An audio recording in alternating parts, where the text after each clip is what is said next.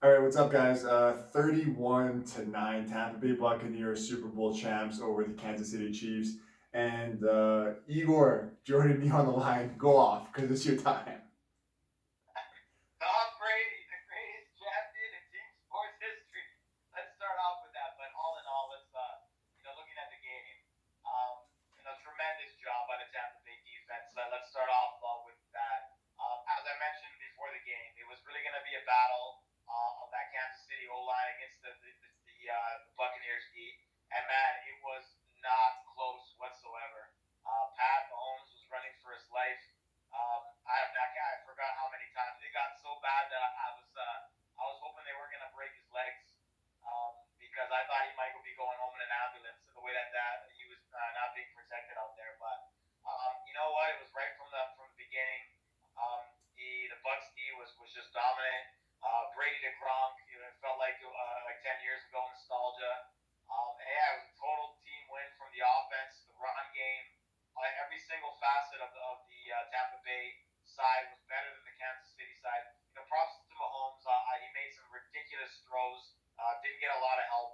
Um, but overall, I mean, what can you say? The Buccaneers. I mean, they said it during the game. The worst franchise in sports history in terms of win percentage. Tom Brady, the highest win percentage in team sports history.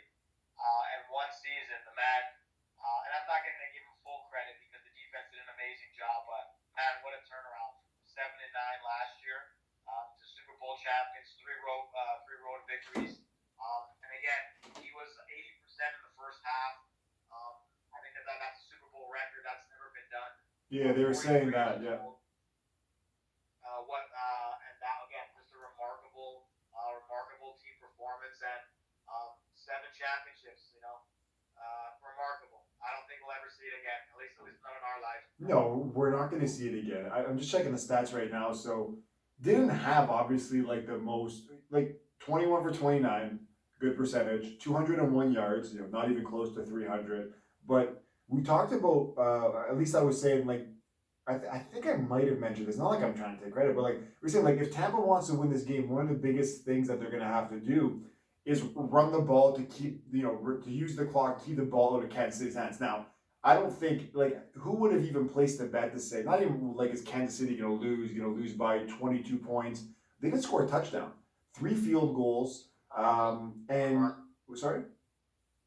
Yeah, remarkable. That Yeah, was a it was remarkable insane. finish. And you said, especially in the second half, Mahomes running for his life the entire like the ball snapped and he was backpedaling the whole time.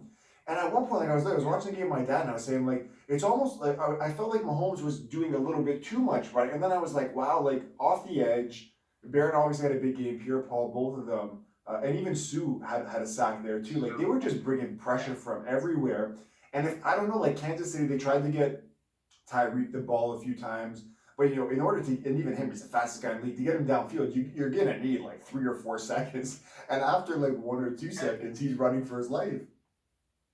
Well, I mean, it's one of those things that, like, if you're a casual football fan, you don't take in how important those protection were, and it ended up being a perfect storm for the Bucks because I mean, you saw during the Bills game once Eric Fisher went out, you could even hear the commentators and stating, "Wow, that looks like he's done for the playoffs.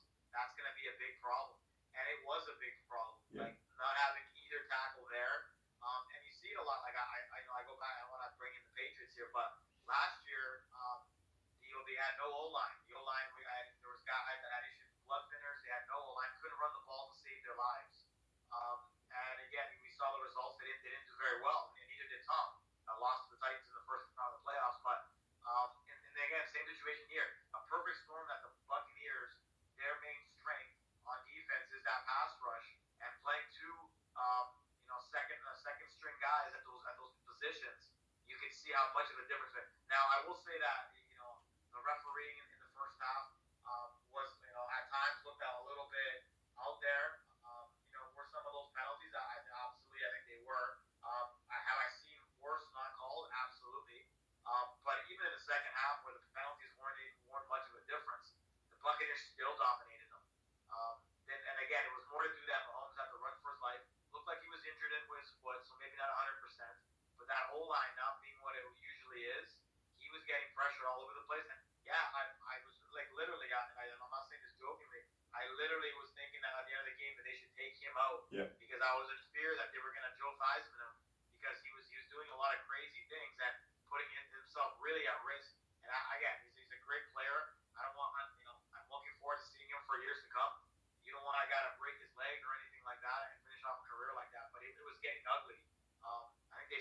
him. I think it ended up being a penalty, but he got tackled by three guys at one point, and that looked real ugly. It was rough out there. I mean, he's not gonna forget this game for a long time.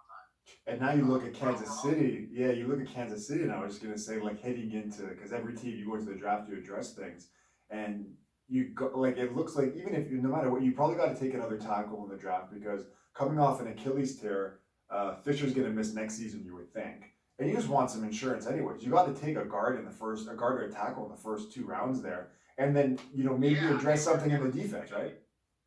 They were severely exposed. I thought the game plan overall, like, and I mentioned to you during the early part, Kelsey did get involved. Yeah. But the Buccaneers and Todd Bowles, the full credit to him because he did a great job overall in all the games. In all honesty, he did what I thought he was going to do. He really, though Tyreek ended up getting some garbage time yards at the end of the day, it really took him away more so than I thought they could really do. Because I figured he was at least going to break one. He didn't do much. I think he ended up 70 yards. Kelsey ended up getting, his usual situation, but it was rough. I don't even know if Mahomes finished 50% in terms of completion. 26 for 49, 270 yards, 0 touchdowns, obviously, 2 interceptions, only 3 sacks. It felt like he was sacked a lot more than 3 times. Edwards. It felt that way because he was only 3 but it really could have been 7 or 8. Oh, maybe even 10. He ran for his life the whole game. So Kelsey, 10 receptions, 133 yards. And then Tyreek Hill, 73 yards. It didn't even seem like he had that much, to be honest, right? Yeah, that was a lot of, even Kelsey, a lot of those yards were Tampa really playing deep, not wanting to give up the big plays up with like a 3-touchdown lead. Yeah. They played a lot of like deep draws, so Kelsey got and Hill ended up eating underneath. Yeah. So that they really cut him. And the thing is, you gotta look at it. If it wasn't for that 4th and goal stand, the game would have been even uglier. And when that 4th and goal stand. Yeah, go ahead. What was that? I was gonna say when the 4th and goal stand happened, I was gonna say at the time. I thought that was gonna be a momentum changer, yes. But it ended up being. But and all credit to even Byron Leftwich or Brady again, whoever you want to get rid. Steve Spagnuolo usually has a really great game plan against Brady. His defense was absolutely dismantled the entire game. I think they 3-and-out and that late punt and on that last Brady possession. Besides that, they were dismantled all game. And penalties, you can say, they were given a couple of tough breaks, but man, they didn't have any fight.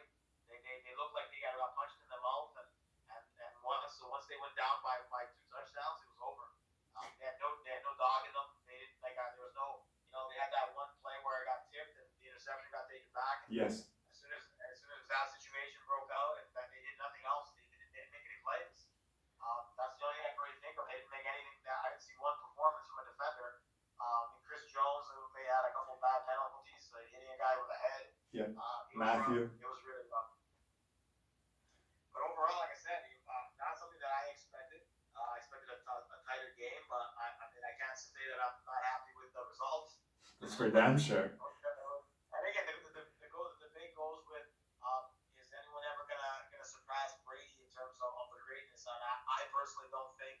Again, I don't know how the game will change in 20, 30 years when me and you are both old men, but I don't see it happening. Getting this 7 rings is very tough with the salary cap. As I said, it's a remarkable career in football, especially where you're getting hit all the time. It's remarkable. Yeah, I don't think anybody. I've said that before the show. I don't think anybody's really gonna come close to that. And even they said like if Mahomes were to win one today, I would say what's his best case scenario? Being realistic, like 4. Where we see Rodgers, and Rodgers year in and year out seems to have a pretty obviously decent team, and he's an incredible quarterback. Hasn't been the case, and really not even just him, like anybody. We talked about Deshaun Watson for a while, right?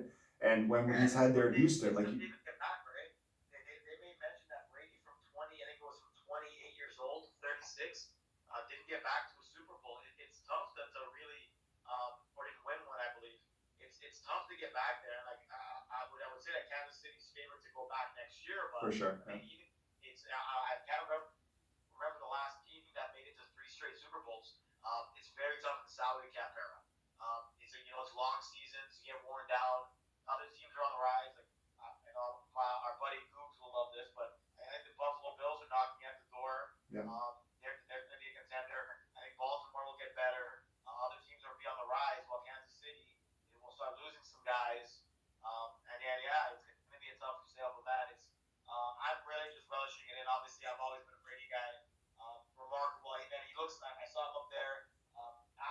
although I also give credit, he had an opportunity to take a shot at the pass, didn't take it.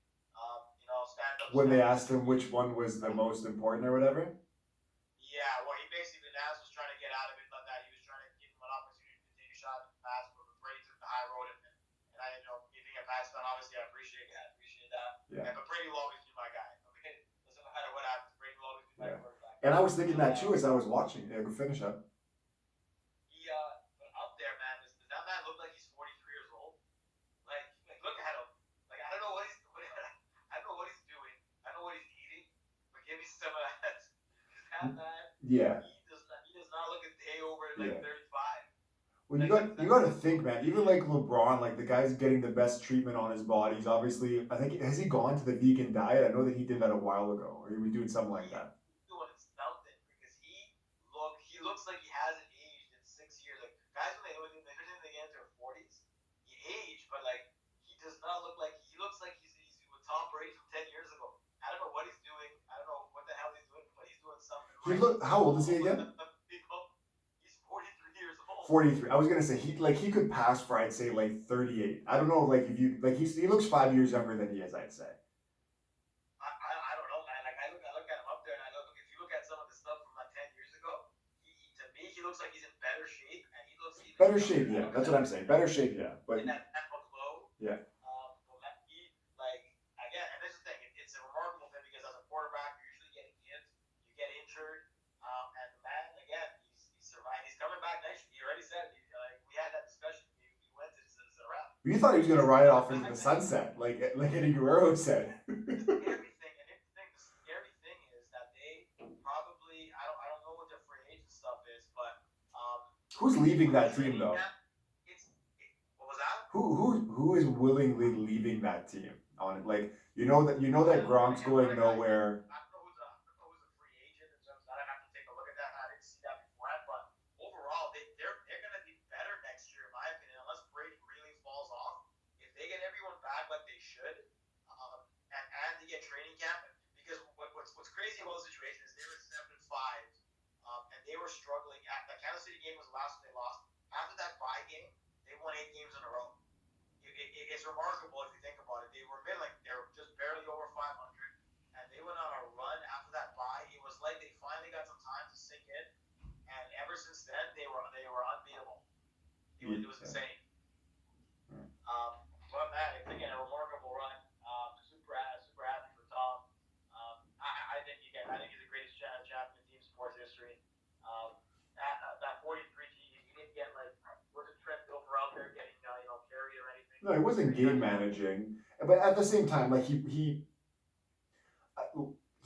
did what he could, right? Like it wasn't a Peyton Manning with Denver where like he could throw the ball downfield. We read the numbers. I think it was like 21 for 29, 209 yards. So like he did enough to win, and he didn't look bad, but he did enough to win, right? And like 31 points. But when you're scoring 9 in your Kansas City, obviously you're not going to win anything when you're not scoring a touchdown. But yeah, like I said, give credit where it's due. He like the team and him were great today, and the better team won. Yeah, that's it. And again, and credit to Devin White, to Shaq Barrett, to all those JPP, guys. Yep. JPP, Vita Vega, all those guys were phenomenal. The secondary was phenomenal. They did a great job. There was no really massive delays given up. It was literally, I think Mahomes had like 20 yards or something in the first quarter after getting like 200 in the other game. It was like complete opposite, and yeah, they played a 4-quarter game and got the W. Yeah. First home team to win the Super Bowl. And I think, at least for me, usually when any finals is done, most people usually ask that question: can you see these two teams back in it? And last year with there's always usually in sports every year there's a team that makes it to the finals, and like Miami last year, they were the unexpected team, Miami Heat in basketball. And I remember thinking, I was like, this is their chance. I know that they're a good team, but I don't know if they're gonna make it back. These two teams, I don't think anybody would kind of be shocked if it's the rematch next year with both of these teams. I mean, it's definitely a possibility, but again, you never know what's going to happen with injuries and so forth. Though again, I can't remember the last time two teams ended up coming back for the game. It's got to be somewhere in the 70s, maybe the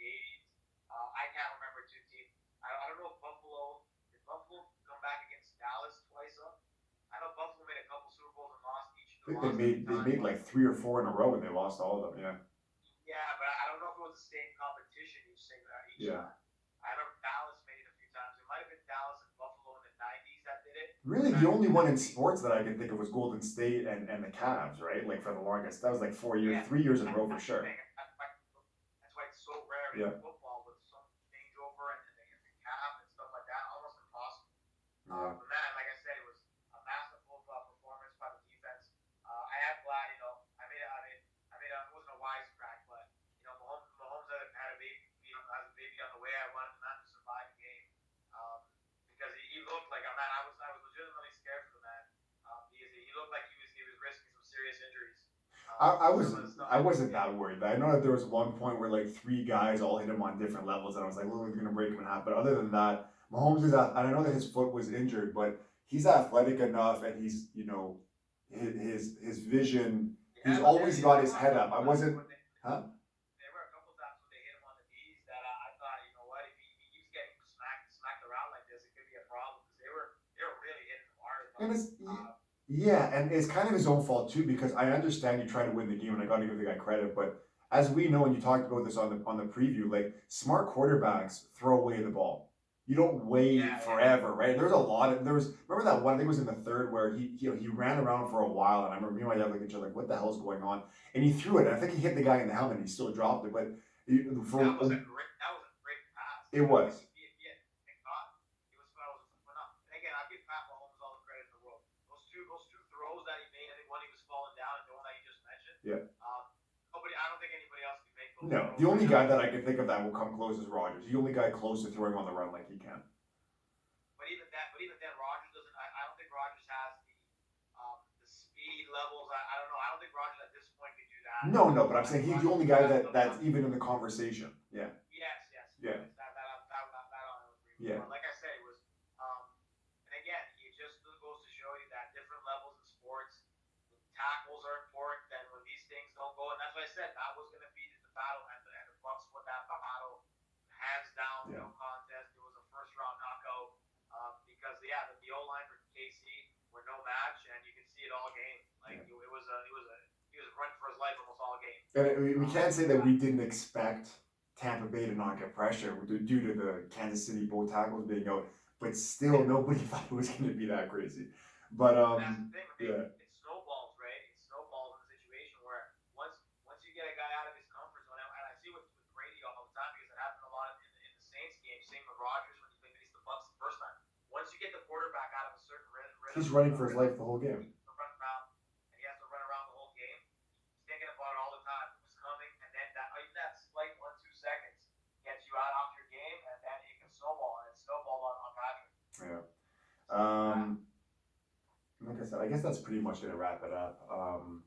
We could do another football one like. Yeah, we could talk the halftime show, man. I don't know. Like I thought it was gonna be a generally like well liked halftime show. I liked it. I thought that the weekend I appreciate the guy's got a great voice. Obviously, I thought that he sounded incredible. He sounded like the record does. So I got to give him credit for that. It looked like he was having a good time. But I don't know. I was on Twitter, and of course, some people are still hating on it. What did you think? I thought it was great. I mean, the one thing that really stood out was that I think it's the first time I've seen a Super Bowl performance where he had no guest appearances.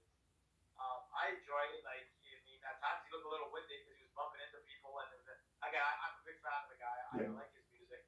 I was a little bit surprised that he literally brought nobody else out there. But maybe because of COVID too, right? Wow. It could have been because of COVID, absolutely. I was thinking maybe he might bring Drizzy up or something or so forth, but maybe it was because of COVID. But yeah. One of the rare times that there hasn't been more than one person up there, but I thought he did a great job.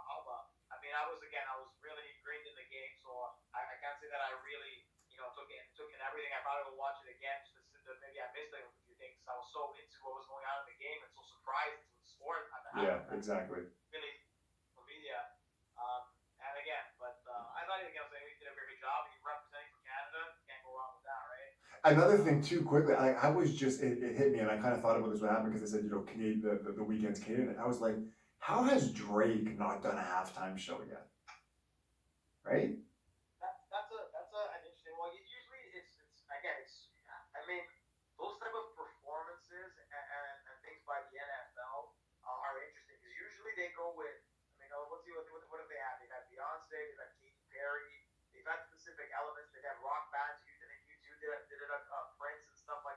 Maroon 5 did one, didn't they?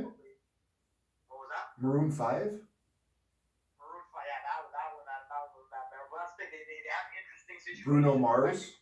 Sponsorships, sponsorships, things like that. But I would assume that Drake eventually would do one. Maybe he's turned it down because he hasn't wanted to do it. I don't know. Yeah, like that's a possibility, but like I said, Bruno Mars has done it, and I don't like. You have to like. I don't think there's been has Kanye done one? No, right? No, No, like Kanye has it, Jay-Z. Like I'm thinking about like the biggest rappers that have gone commercial. the rappers really haven't done much. And then the NFL kind of made it over a little bit, especially what happened with that Janet Jackson, Justin Timberlake thing. They were very started Selective. taking different approaches to who really did the shows and stuff like that. So Yeah. yeah, it was definitely interesting situations with that. But overall, I thought he did a good job. And like I said, I was expecting a closer game. For my anxiety levels, definitely helped. And it was a blowout. But again, it was definitely an interesting game. But again, it's all facets of football, right? And we sometimes take for granted things with all the offensive lines and things like that. It was just again a perfect storm where you have a very good defensive line, defensive line against a weak offensive line that were injured, and then that was really the difference in the game for the most part. Yeah. And then obviously Gronk, and again, and the Chiefs defense to me again weren't great either. The game plan wasn't good. And you saw guys like Antonio Brown and Gronk and Fournette, all guys that were at it on. They did a huge part. It wasn't even Mike Evans or Evans had one big catch. Yeah, I looked up. Mike Evans had one. Godwin had like 2 catches for 9 yards. I couldn't believe it. It wasn't those guys. It was more guys that Brady, guys that had been to Super Bowls that didn't have any jitters. And you saw a lot of that on the Kansas City side. A lot of young guys made mistakes. The punter, he looked like. Oh, he looked terrible. Yeah. I had the reverse. So I told you during the pre that I thought that Kansas City, having been there last year, and Brady only having a couple guys on that roster, that the Bucs would be a little bit more jittery. In fact, it looked like Kansas City's guys were in the penalty on the punt where I think it was Hardman lined up offside. That was a killer. Things like that. They looked jittery. The punter looked jittery. 20-yard punts. It was rough. It was ugly. I don't. Yeah, I wouldn't want to watch that tape if I'm the Chiefs. I just want to forget about that game and come back next year and hopefully. You burned that at the end of the day. You're not getting much out of that. But yeah, it's again phenomenal situation. Again, they had a lot more fans than I thought they were gonna have. Yeah. Like one of those cardboard cutouts. I'm not paying $100 for the cardboard cutout. This is what it is. All right, that's gonna wrap it up then for this show. We'll talk draft when it comes around. We'll be doing NBA soon. So for Igor, Joe, congrats to Tampa Bay and their fans. Kansas City. We'll see you next year. Have a good one, guys. Go Brady. Go Brady.